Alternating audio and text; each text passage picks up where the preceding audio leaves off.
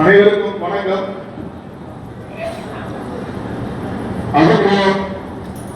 அகமுடைய பேரிடத்தின் உறவுகளே, மேடையில் வீட்டிற்கும் நம் இன மூத்தவர்களே மற்றும் வெவ்வேறு இடங்களிலிருந்து வந்திருக்கும் அன்பு உறவுகளே, உங்கள் அனைவருக்கும் என் வணக்கம். விழாநாயகன் சுரேஷ் அண்ணன் அவர்களுக்கும் எனது வணக்கத்தை தெரிவித்து, நேற்றைய நிகழ்வு இன்றைய வரலாற்றை சொல்லி நம் தலைமுறையை உருவாக்கு என்று பெரியவர்கள் சொல்வார்கள். அதனால் உங்களுக்கு சிறிதாக ஒரு சிறிய வரலாற்று குறிப்பை கூற வேண்டும் என்று நினைக்கிறேன்.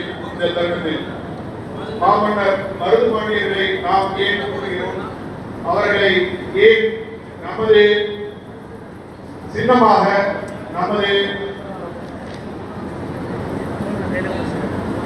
அவர்கள் ஏன் நம் பாராட்டக்கூடியவர்களாக இருக்கிறார்கள் என்பதை பெரியோர்கள் அறிவார்கள். சிறியோர்கள் அநேகமாக இருப்பதனால் அவர்களுக்கு இந்த வரலாறு தெரிய வேண்டும் என்ற காரணத்தினால் ஒரு தமிழ்நாட்டின் இன்றைய விருதுநகர் அனந்தராயணி பொன்னாத்தார் ஆகியோருக்கு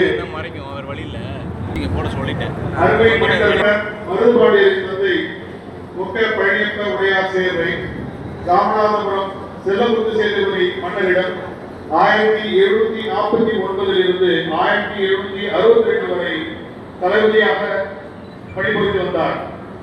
நயினார் கோவில் திருமருதூர் இறைவனிடம் மிகுந்த பக்தி கொண்ட காரணத்தினால் அவர்களது இரு மகன்களுக்கும் மருது என பெயரிட்டார்.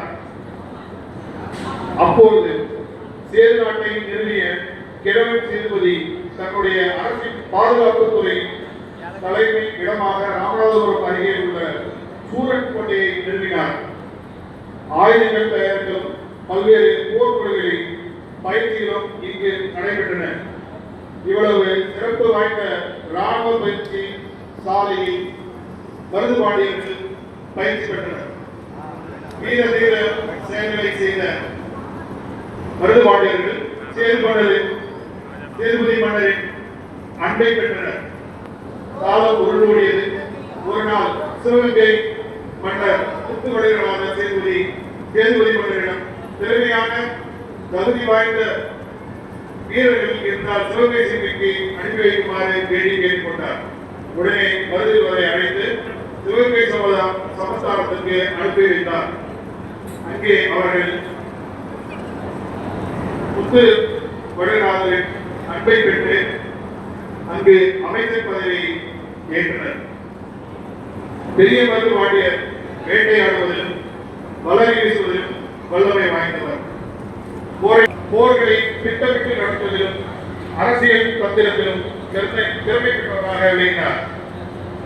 சிவகங்கை சீமையின் அரசுரிமை பெற்று ஆட்சிக்குரிய ராணி வேலு நாச்சியார் உரிமையோடும் உள்ள தூய்மையோடும் வழங்கிய ஆவணத்தின் மூலம் 1780 முதல் 1801 வரை 21 ஆண்டுகள் நமது மருதுபாண்டிய மன்னர்கள் ஆட்சி புரிந்து உண்மை வரலாற்று நாயகர்களாக திகழ்ந்தனர்.